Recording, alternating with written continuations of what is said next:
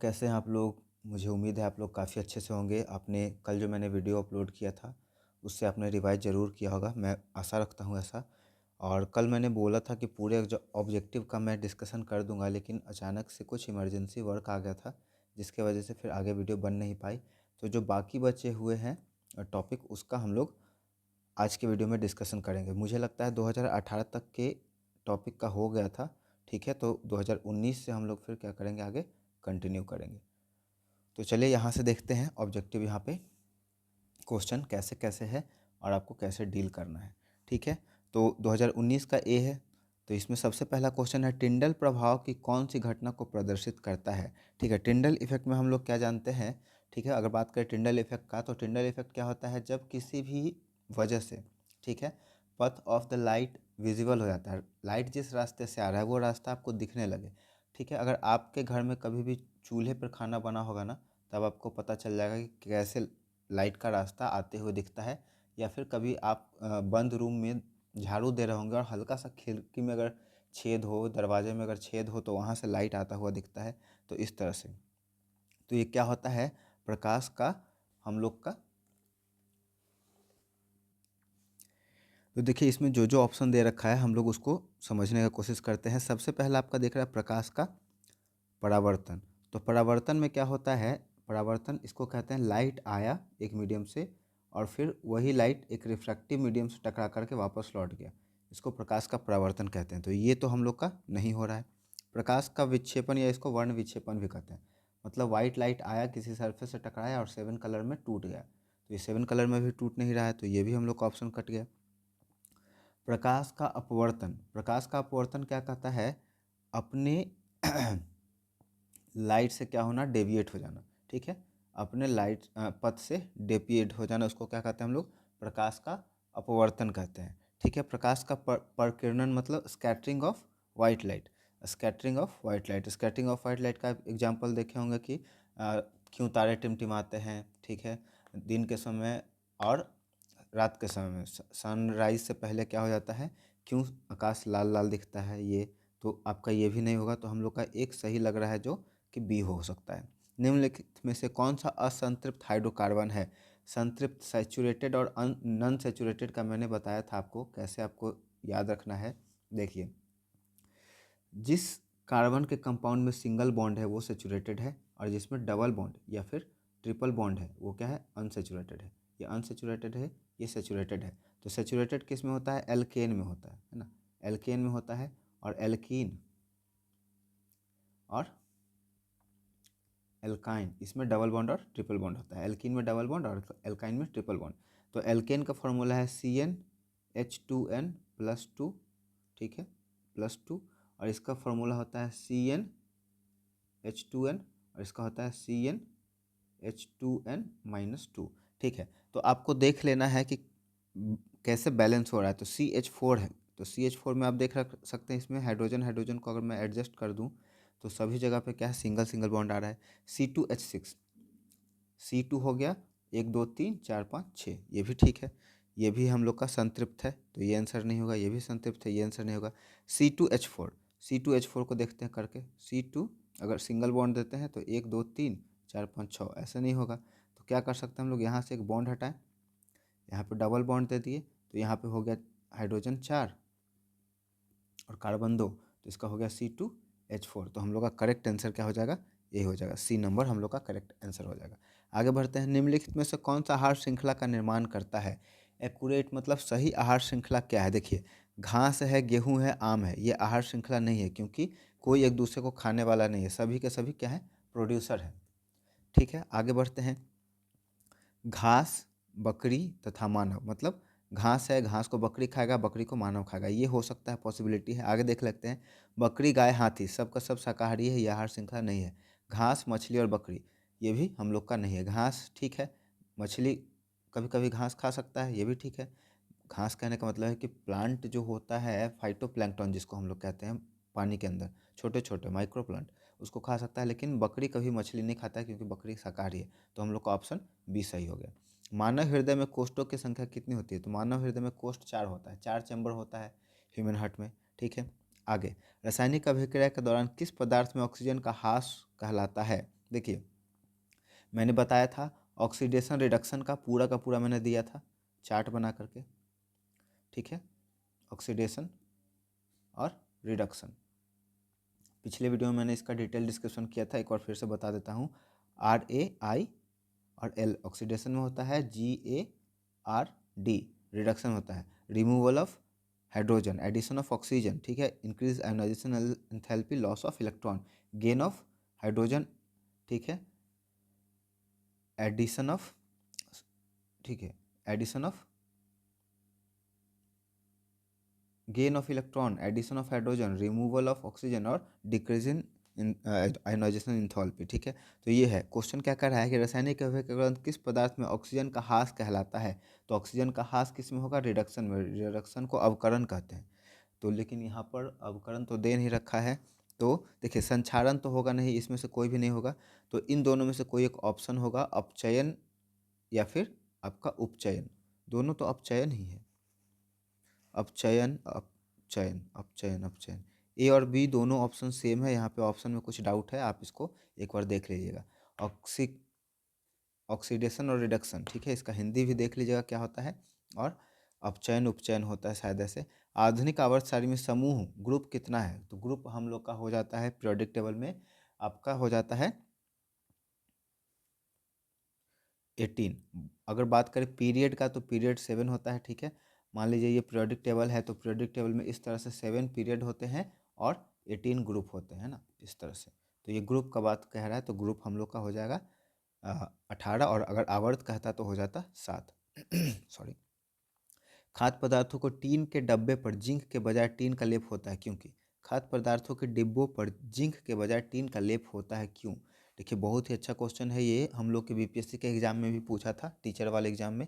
तो इसका देखिए सबसे पहला वजह होगा महंगा सस्ता का कोई मतलब यहाँ पे बनता नहीं, कितना भी महंगा रहे सेफ्टी के लिए आदमी क्या हो जाता है, आगे चलता है। तो टीन जो होता है ना कम अभिक्रियाशील होता है, तो आपका ये होगा आंसर। टीन की अपेक्षा क्या होता है, जिंक अधिक अभिक्रियाशील होता है, ठीक है, सॉरी ये गलत हो गया।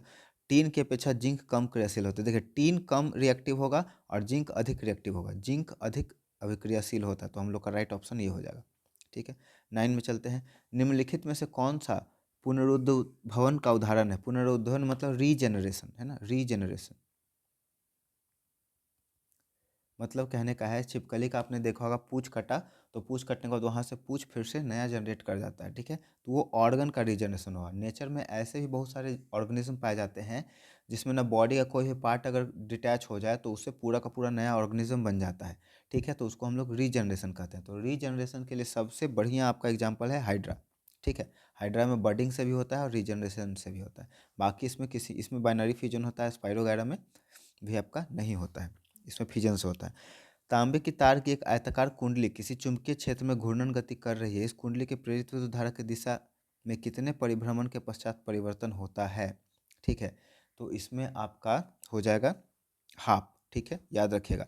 आपको डायनेमो और बैटरी का पिक्चर अगर याद होगा तो उसमें एक स्प्लिट रिंग का यूज हुआ था, इस तरह से स्प्लिट रिंग का, और एक हुआ था पूरा रिंग का। तो इसमें एक करंट का डायरेक्शन बदलता था, जब ये जो डायनेमो आधा घूम जाता था उसके बाद आपका करंट का डायरेक्शन बदल जाता था ना। यहाँ पे ब्रश वगैरह लगा हुआ था डायनेमो में और इसको सर्किट से जोड़ा गया था, ठीक है। तो इस तरह से आपका एक डायनेमो का पिक्चर है, उसमें देख लीजिएगा आधा आपको कहीं कहीं गलत दे रखा है ऑप्शन, एक चौथाई दे रखा है जो गलत हो जाएगा, आपका हाफ ही होगा।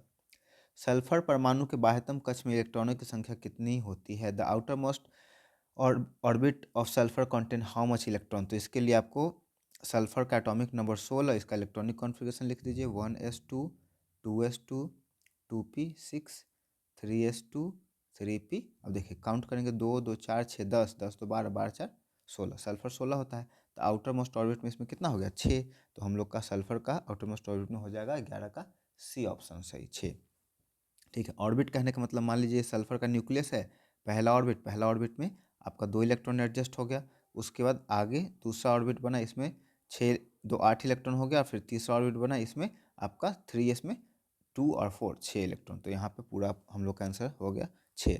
आगे बढ़ते हैं हम लोग। 12 ग्लूकोज की एक अणु में ऑक्सीजन के कितने परमाणु होते हैं, ग्लूकोज का फॉर्मूला होता है C6 H12O6, तो यहाँ पे भी हम लोग का आंसर हो जाएगा 6। ठीक है, 12 का भी हम लोग का हो जाएगा 6। आगे चलते हैं। नई कृतिकीय चिन्ह परिपाटी के अनुसार दर्पण के सामने रखे गए बिंब की दूरी ली जाती है। देखिए, कोई भी ऑब्जेक्ट अगर मिरर के सामने रखा हो, चाहे मिरर आपका स्फेरिकल हो, प्लेन हो, ये हो, इसके सामने अगर ऑब्जेक्ट यहाँ रखा हुआ है तो इधर का सभी कुछ नेगेटिव होता है और इधर का पॉजिटिव होता है, तो हम लोग का ऋणात्मक हो जाएगा। ऑप्शन 13 का बी हो जाएगा ऋणात्मक। पित्त रस कहाँ से स्रावित होता है? इसको इंग्लिश में कहते हैं बाइल जूस। बाइल जूस आपको पता है, गॉल ब्लाडर लीवर से, है ना, सॉरी लीवर नहीं, आ, आपका जो पित्त होता है ना वो कहाँ होता है? लीवर में, सॉरी, हाँ लीवर में ही। अग्न्याशय आपका पैनक्रियास हो गया, तो अग्न्याशय नहीं होगा, छोटी आंत नहीं होगा, यकृत होगा, 14 का भी बी हो जाएगा। ठीक है, लीवर से ही होता है। लीवर में गॉल ब्लाडर करके एक ऑर्गन होता है छोटा सा, उसी से क्या होता है आपका रिलीज होता है। निम्नलिखित में कौन सी मलेरिया परजीवी है? मलेरिया प्रोटोजोआ से होता है। ठीक है, एल्युमिनियम की मोटी ऑक्साइड की परत बनने की क्रिया को क्या कहते हैं?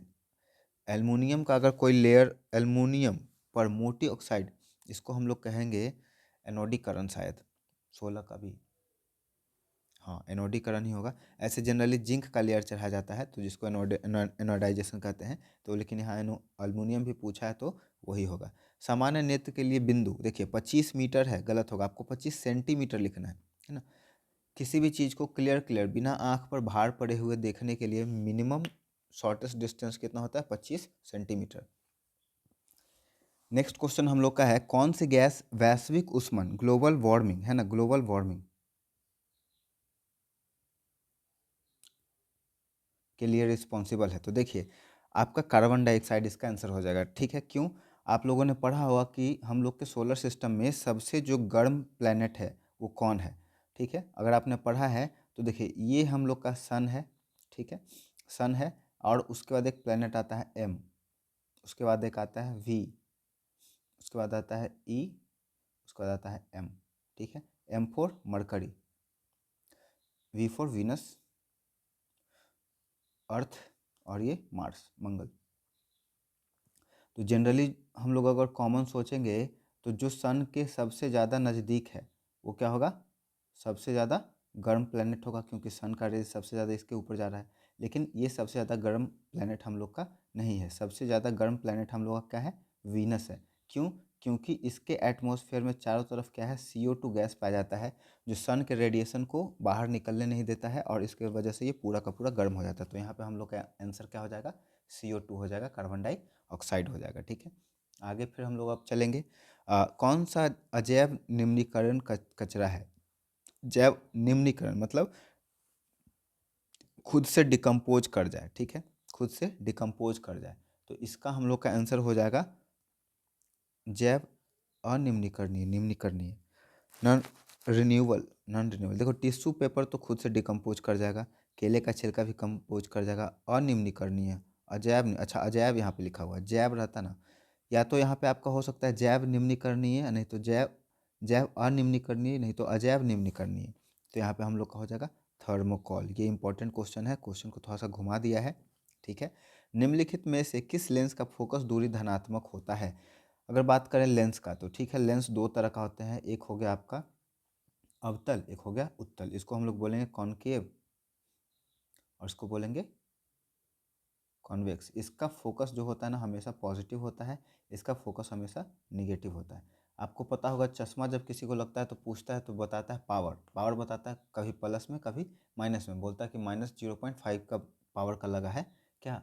चश्मा। इसका मतलब कि उसमें कौन सा लगा है? ये कॉनकेव। और अगर प्लस का बता रहा है तो कॉन्वेक्स।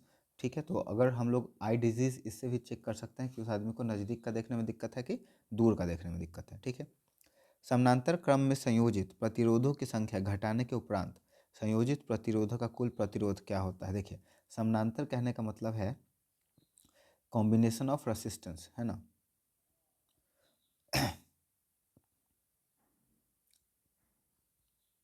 दो तरह से होता है, एक होता है सीरीज, एक होता है पैरेलल। सीरीज को कहते हैं श्रेणी क्रम और इसको कहते हैं समानांतर। सीरीज में कैसे होता है? मान लीजिए कि आपका ये कोई है जिसमें इस तरह से रखा हुआ है, ठीक है, बैटरी से जोड़ करके, तो ये हो गया हम लोग का सीरीज का। पैरेलल में कैसे होता है, पैरेलल में इस तरह से होता है आपका।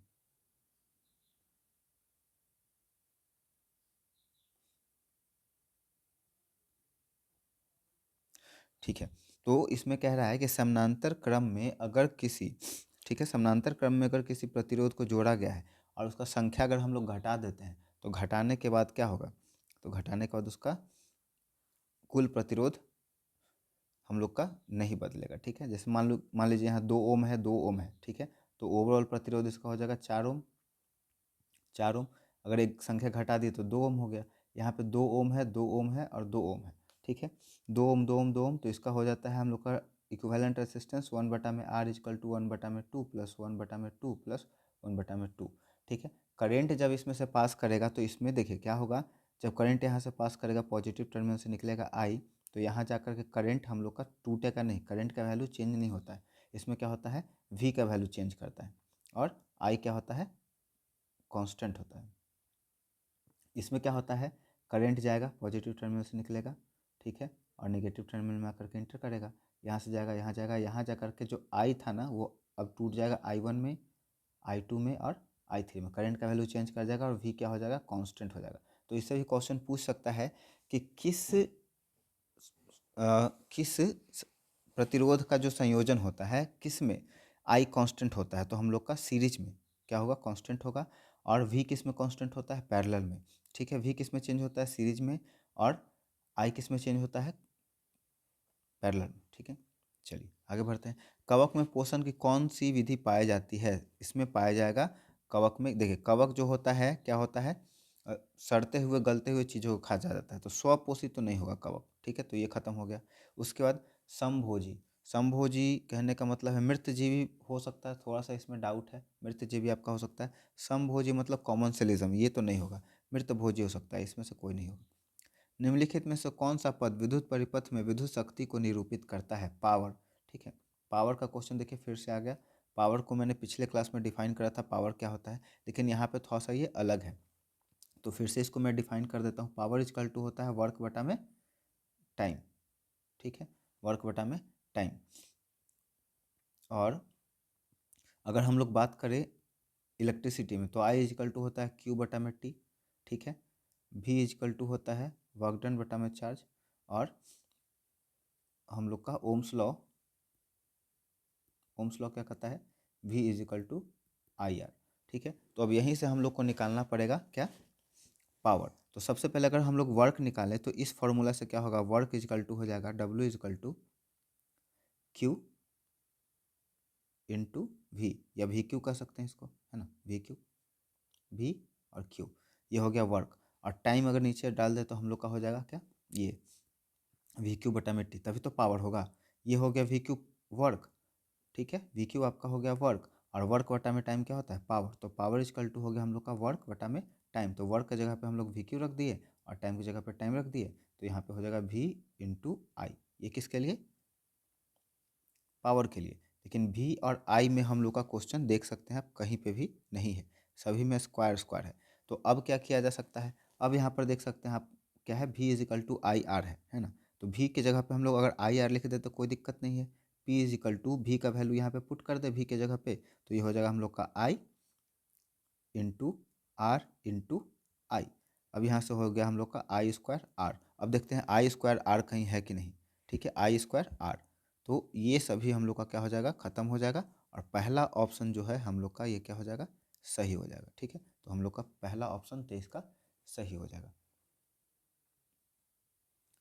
आगे फिर बढ़ते हैं। किस दर्पण का उपयोग सामान्यतः वाहनों के पास परिदृश्य, देखिए तो हमेशा वो मिरर जो ऑब्जेक्ट का छोटा इमेज बनाता है, सॉरी, छोटा इमेज बनाता है उसका यूज होता है। तो हम लोग पढ़े हैं, ये है हम लोग का अवतल और ये है उत्तल, इसको बोलते हैं कॉनकेव और इसको बोलते हैं कॉन्वेक्स। तो ये जो इमेज हमेशा बनाता है वो कैसा बनाता है, छोटा बनाता है, तो हम लोग का कॉन्वेक्स का होगा। इसको हम लोग कहते हैं उत्तल दर्पण, है ना, उत्तल दर्पण कहते हैं। तो हम लोग का आंसर हो जाएगा उत्तल दर्पण। ठीक है, आगे बढ़ते हैं। किस वर्ण का तरंग दैर्घ्य सबसे बड़ा होता है, तरंग दैर्घ्य मतलब वेवलेंथ, वेवलेंथ सबसे अच्छा होगा किसका, लाल का। तो हम लोग का आंसर हो जाएगा ए, तरंग दैर्घ्य वेवलेंथ सबसे बड़ा होता है लाल का। और फ्रीक्वेंसी सबसे बड़ा होता है बैगनी का। ठीक है, तो आपका ये कन्फ्यूजन करने वाला क्वेश्चन है, ये भी आपका इंपॉर्टेंट में आ जाएगा। समजात अंगों का उदाहरण, समजात अंगों का उदाहरण बहुत बार रिपीट किया है क्वेश्चन हम लोग का, 27 का ये हो जाएगा। ये बहुत बार रिपीट किया है, सेम आंसर सेम ऑप्शन के साथ। ठीक है, निम्नलिखित में से उत्तम ऊर्जा का स्रोत कौन है? उत्तम मतलब उत्तम किसको बोलेंगे? यहाँ पे उत्तम उसको बोलेंगे जिससे एनर्जी अच्छा मिले और उसमें वेस्ट मटेरियल कम हो। तो कोयला में वेस्ट मटेरियल है, ऑप्शन गलत हो जाएगा। लकड़ी में भी वेस्ट मटेरियल है, ये भी गलत हो जाएगा, ये भी गलत हो जाएगा, ऑप्शन हम लोग का सही हो जाएगा डी। इस तरह से आपको क्वेश्चन को डील करना है। अंतःस्रावी और बाह्यस्रावी ग्रंथियों जैसा कार्य नहीं करता। ठीक है, यहाँ पे कह रहा है कि कौन सा ऐसा ऑर्गन है जो इंडोक्राइन और एक्सोक्राइन दोनों है। जो इंडोक्राइन और एक्सोक्राइन दोनों होता है उसको हेट्रोक्राइन ग्लैंड कहते हैं। ठीक है, हेट्रोक्राइन ग्लैंड कहते हैं। तो देखिए, अग्न्याशय पैनक्रियाज मैंने बताया था इंडोक्राइन और एक्सोक्राइन दोनों है। ठीक है, पिट्यूटरी अंडाशय भी है और वृषण भी है। तो हम लोग का ये सब ऑप्शन गलत हो जाएगा और राइट ऑप्शन हो जाएगा 29 का बी। ठीक है, जैसा कार्य नहीं करता तो हम लोग का पीयूष ग्रंथि पिट्यूटरी ग्लैंड हो जाएगा। स्पर्म भी बनाता है ये। ठीक है, और टेस्टोस्टेरोन हार्मोन भी रिलीज करता है। तो ये इंडोक्राइन और एक्सोक्राइन दोनों है। ठीक है, ये पैनक्रियाज एंजाइम ट्रैप्सिन भी रिलीज करता है और हम लोग का इंसुलिन भी रिलीज करता है। तो ये भी नहीं होगा, हम लोग का करेक्ट आंसर हो जाएगा बी। फ्लेमिंग के वामहस्त नियम में बाएं हाथ की तर्जनी संकेत करती है। तर्जनी तर्जनी तर्जनी मतलब क्या?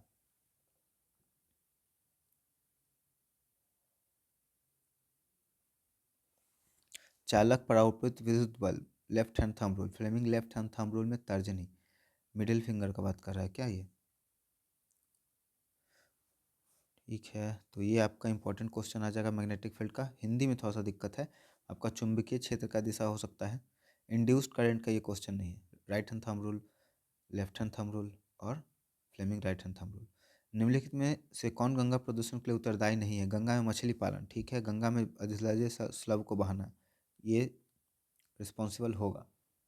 ये रिस्पॉन्सिबल होगा तो ऑप्शन हम लोग का ये नहीं होगा। गंगा में रासायनिक अपशिष्ट उत्सर्जन ये प्रदूषण फैलाता है, तो ऑप्शन सही नहीं होगा। गंगा में कपड़ा धोना ये भी प्रदूषण फैलाता है, तो हम लोग का करेक्ट आंसर हो जाएगा 31। ठीक है, आगे बढ़ते हैं। पुष्प का नर जननांग क्या कहलाता है? पुंकेसर, 32 का फर्स्ट। ठीक है, और मादा जननांग कहलाता तो स्त्री केसर, स्त्री केसर। ठीक है, आगे चलते हैं। किस लेंस का उपयोग कर दृष्टि दोष, दीर्घ दृष्टि दोष को संशोधित किया जाता है? देखिए, मैंने आई डिजीज के बारे में बताया था, 3 तरह का होता है, मायोपिया, मायोपिया, हाइपरमेट्रोपिया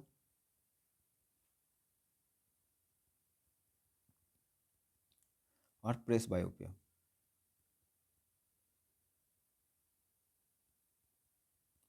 मायोपिया को हिंदी में कहते हैं निकट दृष्टि दोष, निकट दृष्टि दोष मतलब इसमें नज़दीक का दिखेगा, दूर का नहीं दिखेगा, इसको कहते हैं दूर दृष्टि दोष। ठीक है, और ये ओल्ड एज पर होता है।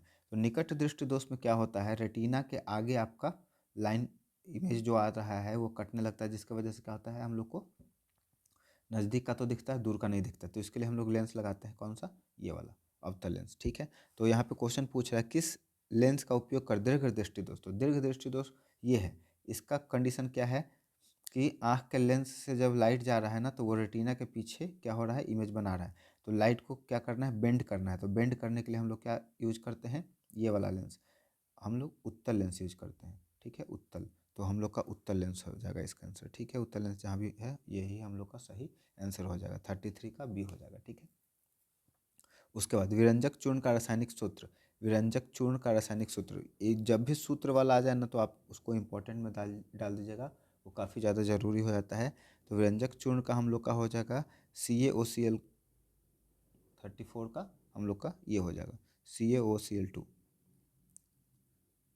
कौन सा पदार्थ लाल लिटमस को नीला कर देता है? लाल को नीला करता है, देखिए एसिड बेस को याद रखने के लिए मैंने बताया था ABR। ठीक है, मतलब एसिड जो है ब्लू लिटमस पेपर को रेड कर देता है और बेस जो है रेड लिटमस पेपर को ब्लू कर देता है। तो क्वेश्चन क्या पूछ रहा है, कौन सा पदार्थ लाल लिटमस को, तो ये बेस हो जाएगा। तो बेस में हम लोग को हिंदी में बेस को क्षार कहते हैं। कौन सा अभिलक्षण वंशागत नहीं है? वंशागत मतलब है सॉरी, हेरेडिटरी। कहने का मतलब है कि मम्मी पापा से बच्चा में जो जाता है। शरीर का आकार, बाल की प्रकृति, चमड़ी का रंग, आँख का रंग। आँख का रंग हम लोग का वंशागत है तो ऑप्शन ये नहीं होगा। चमड़ी का रंग भी वंशागत है, ये नहीं होगा।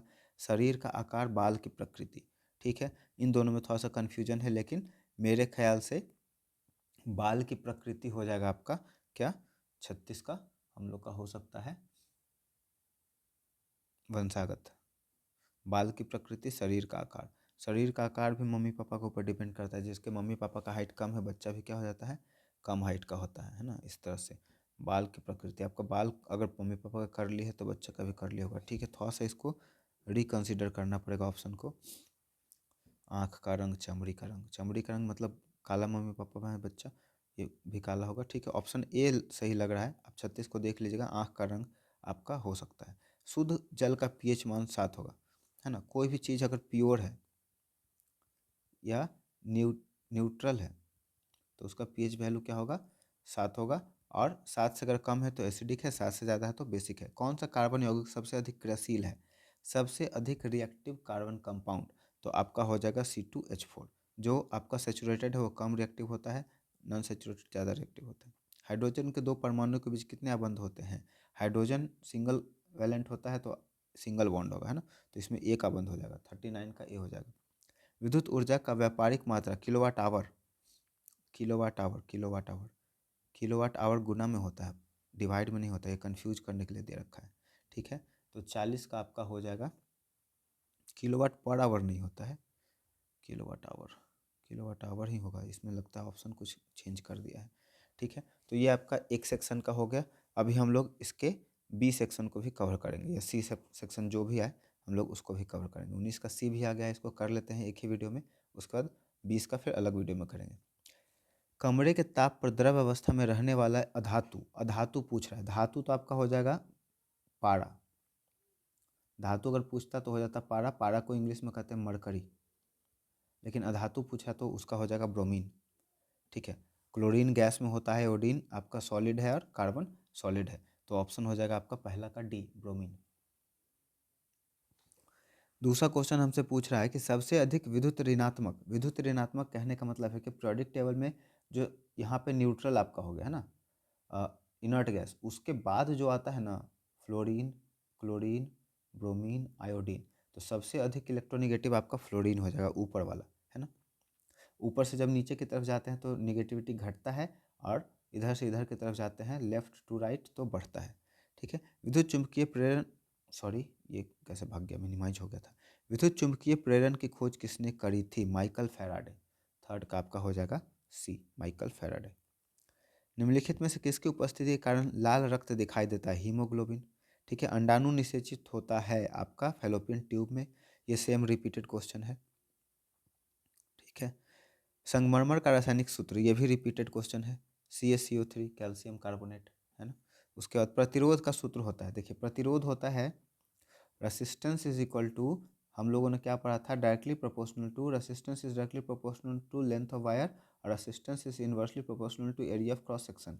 तो रेसिस्टेंस इज इक्वल टू हो जाएगा रेसिस्टिविटी चाई, और यहाँ पे हो जाएगा हम लोग का एल और ए। तो देखिए अगर ये नहीं दे रखा है, अच्छा ये रेसिस्टेंस नहीं पूछ रहा है, हम लोग को ओम ओम लॉ से पूछ रहा है, V is equal to I R, तो अगर यहाँ से आर निकालना है तो आर निकालेंगे तो यहाँ गुना जा करके भाग में चला जाएगा, तो भी बटा में आई। तो देखते हैं ये वाला ऑप्शन कहाँ है, भी बटा में आई, आर इजकल टू भी बटा में आई, तो हम लोग का सी ऑप्शन हो गया सही, 7 का सी हो जाएगा। उसके बाद निम्नलिखित में कौन सा अवशेषी अंग मानव में पाया जाता है, तो अपेंडिक्स होता है अवशेषी अंग, ठीक है। चलिए सही, अच्छा आसान आसान क्वेश्चन है। आयोडीन की कमी से कौन सा रोग होता है, घेंघा रोग होता है आयोडीन की कमी से, इसको इंग्लिश में ग्वाइटर कहते हैं। खाद्य पदार्थों के डिब्बों पर जिंक के बजाय टीन का लेप होता है, क्योंकि टीन की अपेक्षा जिंक अधिक क्रियाशील होता है, इसीलिए टीन हम लोग चढ़ाते हैं ना। इंपॉर्टेंट क्वेश्चन रिपीटेड है। नेक्स्ट क्वेश्चन हम लोग का 11 नंबर, थायराइड ग्लैंड से कौन सा हार्मोन निकलता है, तो थायरोक्सिन निकलेगा इसमें, है ना। 11 का हम लोग का बी हो जाएगा, ठीक है। उसके बाद दो न्यूरॉनों के संपर्क बिंदु को क्या कहते हैं, उसको कहते हैं हम लोग साइनेप्स, 12 का ए, साइनेप्स कहते हैं उसको, है ना, सिनेप्टिक लोब, साइनेप्स। आधुनिक आवर्त सारणी में तत्वों का वर्गीकरण हुआ है परमाणु संख्या के आधार पर, 13 का ए हो जाएगा, इंक्रीजिंग एटॉमिक नंबर, ठीक है, इंक्रीजिंग एटॉमिक नंबर के आधार पर होता है। फॉर्मिक अम्ल का IUPAC नेम, फॉर्मिक एसिड का IUPAC नेम क्या होता है, तो यहाँ पे आपका राइट ऑप्शन हो जाएगा मिथेनोइक एसिड। ठीक है, आधुनिक आवर्त सारणी में कौन सा आवर्त अभी तक अधूरा है? तो इसका आपका आवर्त सारणी का सीबीएसई के सिलेबस से हटा दिया गया है। ठीक है, प्रेडिक्टेबल का सीबीएसई के सिलेबस से हटा दिया गया है। तो आपका आंसर इसका थोड़ा सा देखना पड़ेगा, क्योंकि इसमें थोड़ा सा डाउट मुझे लग रहा है। कौन सी गैस ओजोन परत में छेद के लिए रिस्पॉन्सिबल है? क्लोरोफ्लोरो गैस, है ना, क्लोरोफ्लोरोकार्बन। उत्तल दर्पण के सामने किसी वस्तु को रखा गया है, उत्तल दर्पण है तो ये छोटा बनाएगा, काल्पनिक बनाएगा, है ना, काल्पनिक बनाएगा। इसका आंसर 17 का ये हो जाएगा, ये हमेशा काल्पनिक बनाएगा। अवतल रहता तो वास्तविक और काल्पनिक दोनों हो जाता, लेकिन ये उत्तल है तो उत्तल हमेशा काल्पनिक बनाता है और छोटा बनाता है, दर्पण है ना। ठीक है, अपवर्तनांक क्या है? अपवर्तनांक इज इक्वल टू होता है, देखिए साइन आई बटा में sine R is equal to हम लोग का होता है रिफ्रैक्टिव इंडेक्स। नहीं, तो इसमें से कोई नहीं होगा अपवर्तनांक का कोस्ट, ये होगा ही नहीं, ये तो स्नेल्स लॉ का है, स्नेल्स लॉ। ठीक है, तो आपका इसमें से कोई नहीं होगा अपवर्तनांक साइन आई बटा में साइन आर। अपवर्तनांक म्यू का आपका होता है सी बटा में वेलोसिटी इन मीडियम, ये होता है। अगर कोई ऑब्जेक्ट है जो लाइट में कितना वैक्यूम में और एयर में कितना स्पीड से जा रहा है, मीडियम में, उसी को हम लोग रिफ्रैक्टिव इंडेक्स कहते हैं, है ना। तो ये होना चाहिए इसको। चलिए, मेंडल ने अपने प्रयोगों के लिए किस पौधे का चयन किया था? तो वो मटर हो जाएगा। जंगरोधी स्टील क्या है? स्टेनलेस स्टील एक मिश्र धातु है जिसमें आयरन में Fe में कार्बन को मिलाते हैं हम लोग, तब स्टेनलेस स्टील बनता है। अमीबा अपना भोजन कैसे करता है? कूटपाद से द्वारा करता है ना, फॉस्फेट जिसको हम लोग कहते हैं। मान लीजिए ये अमीबा है और ये फूड आया, फूड को यहाँ पे कैप्चर कर लिया और यहाँ से फॉस्फेट को डेवलप करता है, बड़ा करता है, धीरे धीरे इसको इनगल्फ कर लेता है, तो कूटपाद इसको कहते हैं। विद्युत धारा उत्पन्न करने वाली युक्ति को कहते हैं जनरेटर। ये भी रिपीटेड क्वेश्चन है आपका। कार्बन की संयोजकता, वैलेंसी कार्बन का 4 होता है ना, ये रिपीटेड नहीं है लेकिन इंपॉर्टेंट क्वेश्चन है ये। पुष्प का नर भाग रिपीटेड है आपका, कहलाएगा। पुष्प का नर भाग है दलपुंज, पुमंग, जयांग, बाह्य दलपुंज, पुमंग। 24 का हम लोग का सी हो सकता है, पुमंग। ठीक है, क्योंकि दलपुंज फीमेल रिप्रोडक्टिव पार्ट है, बाह्य दलपुंज भी फीमेल रिप्रोडक्टिव पार्ट है, ये भी फीमेल है, तो ये सब नहीं होगा। कौन सा दर्पण आमतौर पर वाहनों में पीछे देखने के लिए लगाया जाता है? पीछे देखने के लिए। अब देखिए यहाँ पे कन्फ्यूजन क्रिएट हो सकता है। एक जो होता है ड्राइवर के पास विंग मिरर, तो उसमें समतल दर्पण होता है, ठीक है। और एक होता है गाड़ी के, मान लीजिए आपका ये गाड़ी है तो उसके साइड में 2 मिरर लगा होता है, ठीक है। तो पीछे दोनों में देखते हैं, एक तो सामने का होता है जो सेम साइज का बनाता है, लेकिन आमतौर पे कह रहे हैं ना, तो हम लोग का उत्तल ही हो जाएगा, 25 का बी हो जाएगा। यहाँ पे कन्फ्यूजन क्रिएट हो सकता है, लेकिन आप हमेशा क्या लगाएंगे? उत्तल दर्पण लगाएंगे, जो साइड मिरर की तरह यूज होता है ना, साइड मिरर की तरफ। यहाँ पे साइड मिरर लिख देना चाहिए था। किसी जीव की जीनी संरचना क्या कहलाता है? उसका जीनोटाइप कहलाता है। 26 का बी हो जाएगा आपका, जीनोटाइप को कहलाता है ना। उसके बाद सौर सेल में किसका उपयोग होता है? बहुत ही अच्छा क्वेश्चन है, इंपॉर्टेंट है, आप इसको इंपॉर्टेंट मार्क करिए। सिलिकॉन का यूज होता है। आवर्धन, मैग्निफिकेशन का एसआई मात्रक क्या है? Magnification, magnification is equal to होता है आपका HI बटा में HO, नहीं तो फिर -V बटा में U। ठीक है, तो आवर्धन शक्ति, आवर्धन, आवर्धन का आपका हो जाएगा इसमें से कोई नहीं, ठीक है, क्योंकि मीटर किसका है? लेंथ का है। पर मीटर किसका है? सब एरिया उरिया का है। स्टोमाटा के खुलने और बंद होने की क्रिया को कौन नियंत्रित करती है? द्वार कोशिका, गार्ड सेल, है ना, तो द्वार कोशिका हो जाएगा, 30 का ही हो जाएगा, गार्ड सेल। ठीक है, इनमें से कौन सा अंतःस्रावी ग्रंथ नहीं है? इन अंतःस्रावी कहने का मतलब है इंडोक्राइन ग्लैंड। ठीक है, तो देखिए ये आपका इंडोक्राइन ग्लैंड है, ठीक है। 31 में आपका ऑप्शन हो जाएगा थायराइड इंडोक्राइन हो सकता है, पिट्यूटरी इंडोक्राइन है, यकृत, लीवर। लीवर जो है अपना सिक्रेशन नस में नहीं करके कहाँ पे रिलीज करता है? स्मॉल इंटेस्टाइन में करता है, तो ये एक्सोक्राइन ग्लैंड है। पवन विद्युत जनित्र में पवन की चाल कम से कम कितनी होनी चाहिए? ये अच्छा क्वेश्चन है, पता नहीं कहाँ से उठाया है, ये renewable and non renewable energy से उठाया है क्वेश्चन, ठीक है। तो आपका इसमें आंसर हो जाएगा 15 किलोमीटर पर आवर। हरे सभी हरे पौधे होते हैं स्वपोषी, ठीक है, स्वपोषी। सभी हरा पौधा जो होगा वो क्या होगा? स्वपोषी होगा, अपना खाना वो खुद से बनाएगा। वसा का पाचन कहाँ पे होता है? वसा का पाचन आपका होगा किसके वजह, वसा का पाचन करता है? देखिए फैट, यहाँ पे हम लोग का डाइजेस्टिव सिस्टम का आता है, ठीक है। तो डाइजेस्टिव सिस्टम में हम लोग जानते हैं फैट को कौन डाइजेस्ट करता है, emulsification of fat, bile juice, bile juice, ठीक है। बाइल जूस तो अगर यहाँ पे देता है तो इसके लिए एक आता है हम लोग का, देखिए पेप्सिन, जिसमें सीन लगा हुआ है ना वो प्रोटीन को करेगा, तो ये दोनों तो खत्म हो गया। लिपेज आपका फैट हो सकता है, 34 का सी हो सकता है आपका, ठीक है। 34 का आपका सी हो सकता है। लिपेज जो है सेलेब्री एमाइलेज तो स्टार्च का करता है, ये आपका स्टार्च करता है,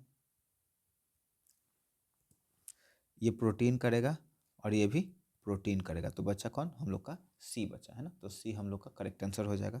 उसके बाद किलोवाट आवर, देखिए वहाँ पे मैंने बोला था ना पिछले में, किलोवाट आवर होता है पावर का, किलोवाट बटा में आवर नहीं होता है, ठीक है। तो ये विद्युत ऊर्जा का हो जाएगा या विद्युत शक्ति का हो जाएगा, ऊर्जा सेम है, ठीक है।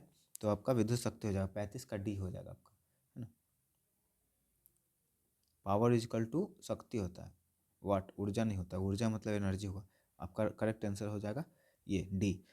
क्रायोलाइट किस धातु का अयस्क है, ठीक है, ये अच्छा क्वेश्चन है आपका, इंपॉर्टेंट है। 36 का आपका हो जाएगा करेक्ट आंसर क्रायोलाइट एल्यूमिनियम का, ठीक है। ऐसे आप एक और देख भी लेंगे, किसी लेंस की क्षमता -2 डायोप्टर, इसकी फोकस दूरी क्या होगी, ठीक है। देखिए पावर इजकल टू 1/में एफ होता है, तो अगर पावर यहाँ पर दे रखा है -2D इजकल टू 1/में एफ है, तो एफ का वैल्यू क्या हो जाएगा, एफ का वैल्यू हो जाएगा 1/2 माइनस में, अभी 1/2 तो -0.5 मीटर, ये आपका करेक्ट आंसर 37 का डी हो जाएगा, ठीक है। आगे बढ़ते हैं। Fe प्लस CuSO4 एक्वस है dash Cu plus FeSO4 aqueous, ठीक है। उपयुक्त रासायनिक अभिक्रिया क्या है, देखिए यहाँ पे क्या है, आयरन अलग है, कॉपर सल्फेट क्या है, अलग है, तो कॉपर को डिस्प्लेस करके क्या कर दिया, आयरन उसके साथ चिपक गया, तो इसको बोलेंगे हम लोग विस्थापन अभिक्रिया, 38 का ए। उसके बाद विद्युत फ्यूज आधारित है धारा के ऊष्मीय प्रभाव पर, रिपीटेड क्वेश्चन है ना। सामान्य नॉर्मल ब्यूटोन मेथ इथ प्रोब्यूट, अब देखिए ब्यूटेन जब पूछ रहा है तो आपका क्या होना चाहिए, सिंपल सिंपल डबल बॉन्ड वाला खत्म हो गया, उसका चेन वाला खत्म हो गया, 1 2 3 ये प्रोपेन है, ये भी खत्म हो गया, तो हम लोग का करेक्ट आंसर हो जाएगा ए। तो ये वीडियो यहीं पे समाप्त होता है, उसके बाद हम लोग 2020 के वीडियो को डिस्कस करेंगे, है ना। 2020 के वीडियो को देखेंगे, इसमें ऑब्जेक्टिव कितना है, इसमें भी अच्छा, इसमें बढ़ा है, इसमें 50 हो गया ऑब्जेक्टिव, ठीक है। तो 2020 के वीडियो को डिस्कस करेंगे, थोड़ी देर में ये वीडियो अपलोड हो जाएगा। अगर आपको वीडियो पसंद आ रहा हो तो वीडियो को ज़रूर लाइक कर दें, बेल आइकॉन को प्रेस कर दें, और हमारे चैनल को सपोर्ट करने के लिए बहुत बहुत धन्यवाद।